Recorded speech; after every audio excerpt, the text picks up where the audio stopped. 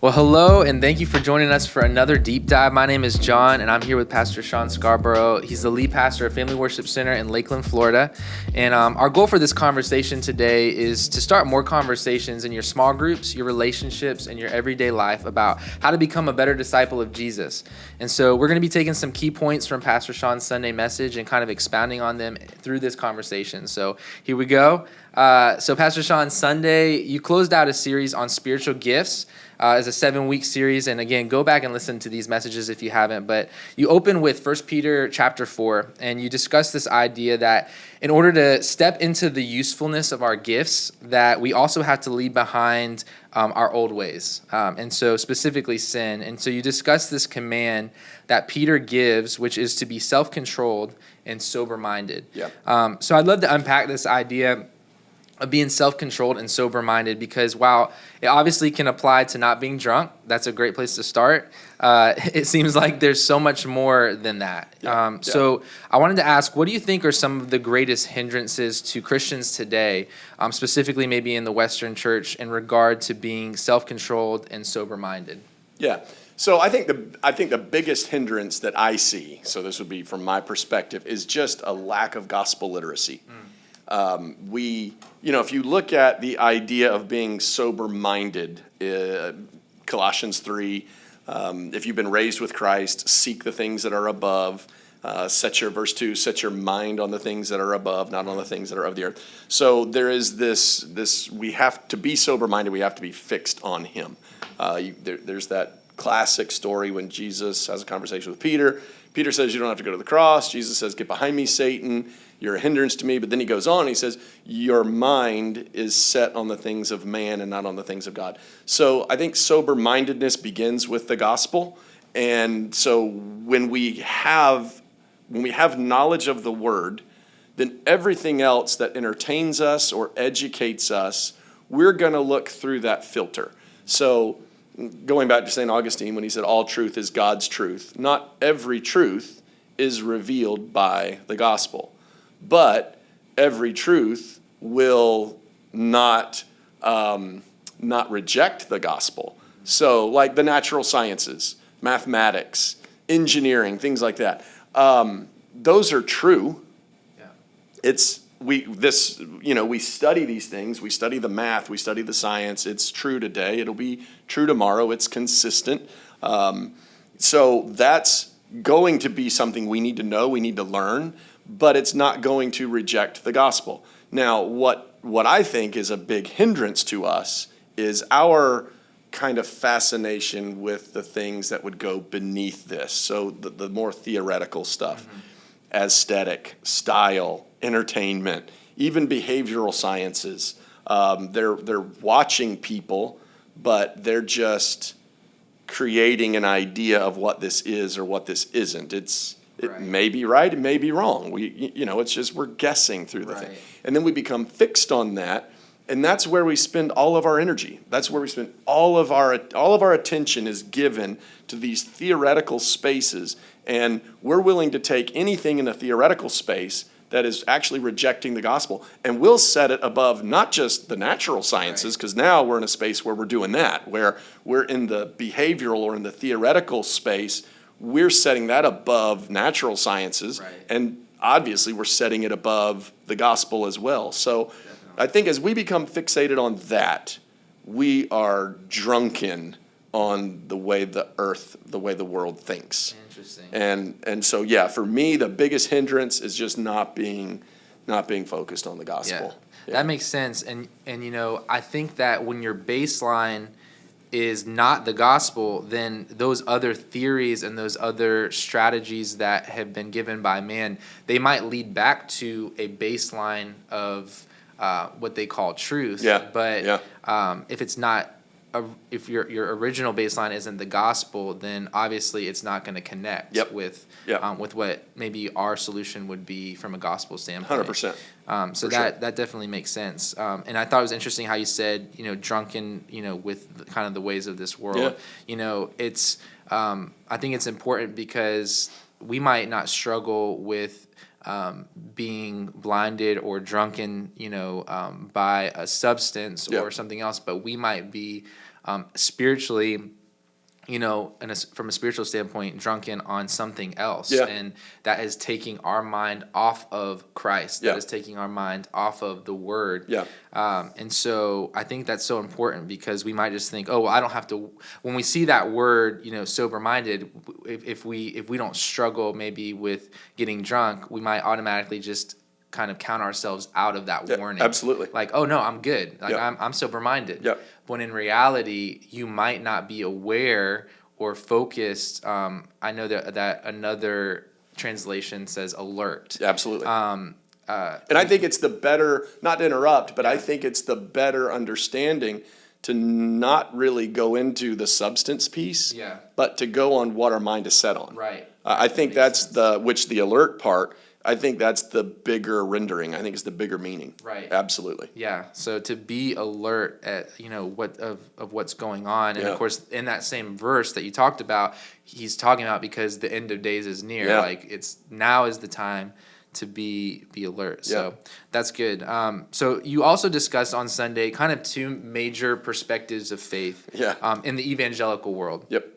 So there's this perspective that we would take here at Family, which is, that you have to place your faith in Jesus, but it doesn't stop there. It's you have to continue to place your faith in Jesus and to work out your salvation.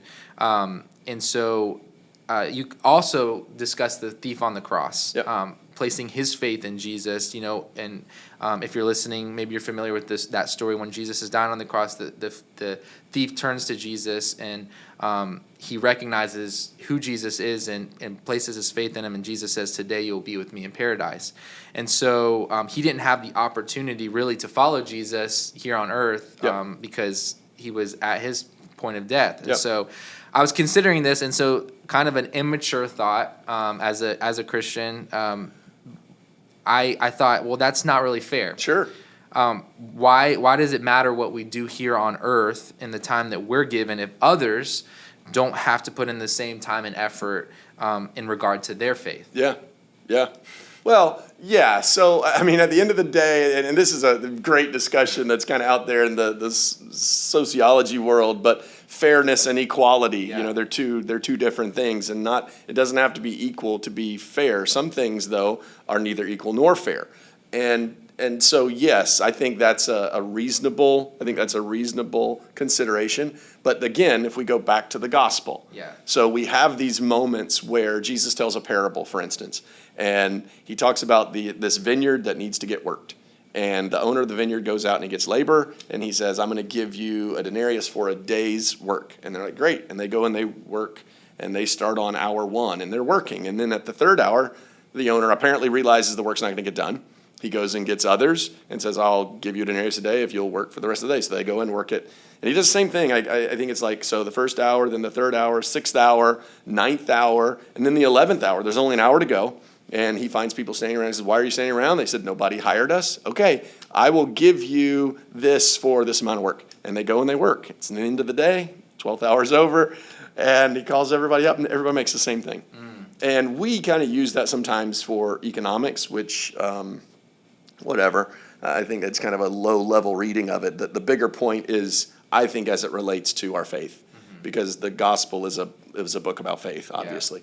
And I think it just enables us to see that fairness is based on obedience. And if God said, "Do this," and you do it, he will reward you with what he said he would reward you with. And if God, all by himself, decided to reward them with $1 for an hour or $1 for 12 hours, it was his to decide. And so salvation is by grace, so it's his. And so, I mean, the thief on the cross, he believed, he confessed, he's in.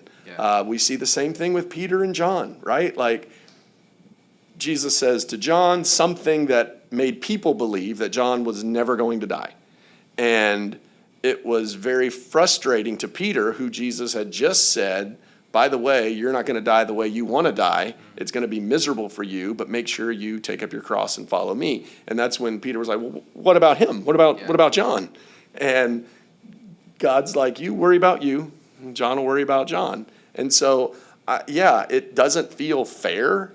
But, I think there's the other part of it where the person who, I want to follow God. Right. The fact that I know people are not following God today is actually heartbreaking. And so that they could be at a place where at the end of their life, they come to the conclusion late that we may have come to early. Man, I'm just glad that they came to the conclusion. I don't think following God is suffering. The suffering is dealing with the devil. And that's work, that's man. Like, it's work. So it's almost, it's almost like if you feel like your faith is a burden to you, then you're probably not walking in the right check kind your of heart. Faith, because this is something that's life. It's life-giving.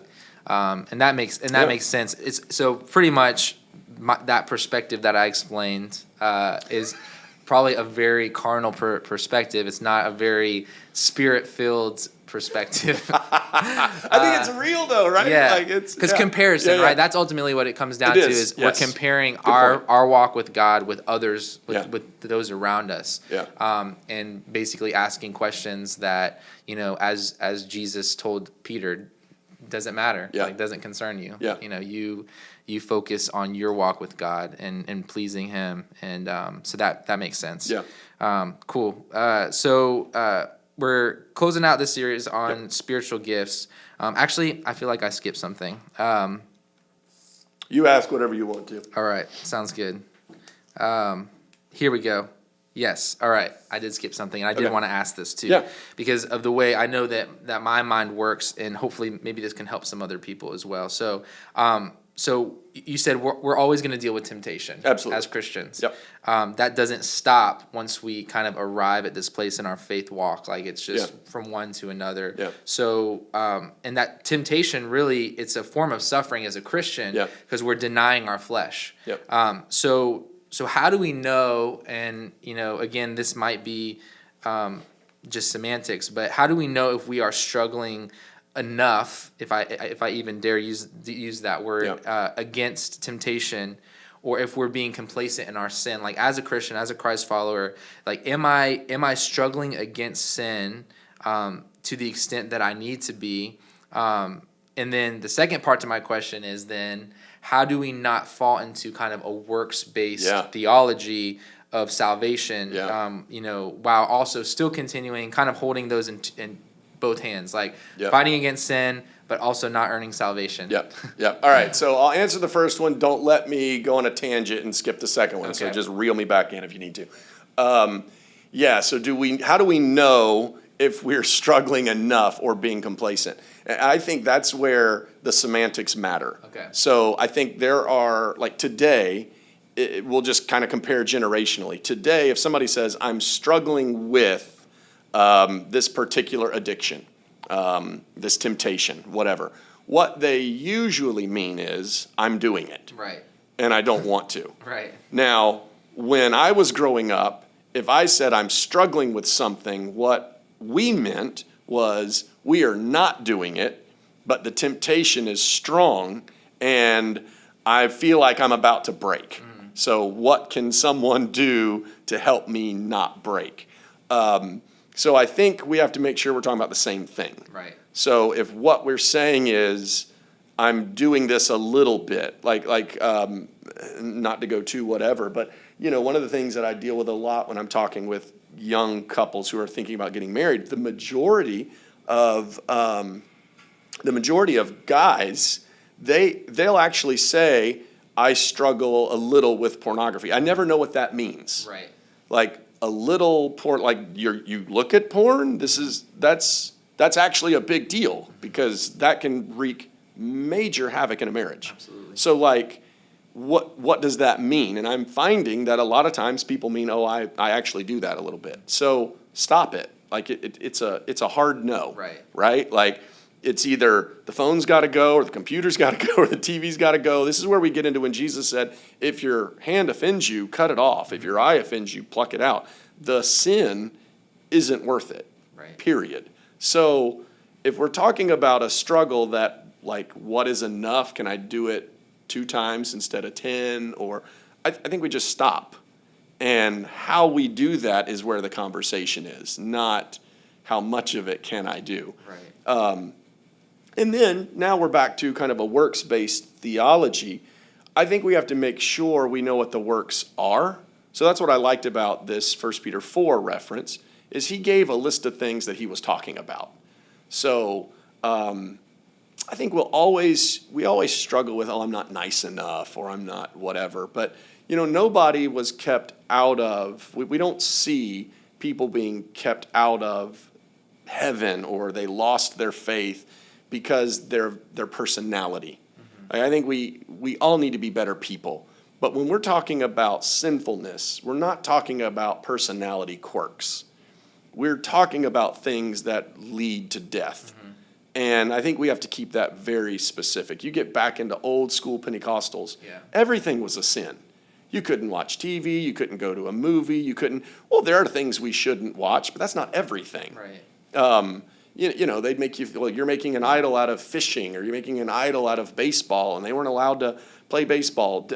There's just a lot of stuff that I think we have to be careful that we're not elevating something that's entertainment and calling it a sin. I think we do have to be careful there. But there are things, and like I said, that 1 Peter 4 list, these are just things they're hard nosed. You just don't do them. Right. And so now we're in the works-based theology. As long as we're getting this right, is it saying that if I do this, I'm going to hell? If I don't do it, I'm going to heaven, so I'm earning my way. Right. Right? That, I think, to use your word, tension, I just think we obey the gospel. Yeah. And when Jesus said, I have set you free from sin, and throughout the Pauline epistles, there is this constant conversation of you've died to sin. You've actually died to it if you're living by the Spirit. So I don't think it's earning your way to obey God any more than salvation itself. You believe with your heart and you confess with your mouth. Well, did I earn it by confessing with my mouth? Like, did I earn salvation in that moment, or did I receive it? Right. So I think terminology matters. Yeah. I didn't earn salvation by saying Jesus is Lord, but I received salvation by saying Jesus is Lord, and that confession is that Jesus is Lord. Yeah. That means he tells me what to do, and I obey that. And if he says, don't do these things, then I don't do these things. If he says, do these things, I do them. And I fall.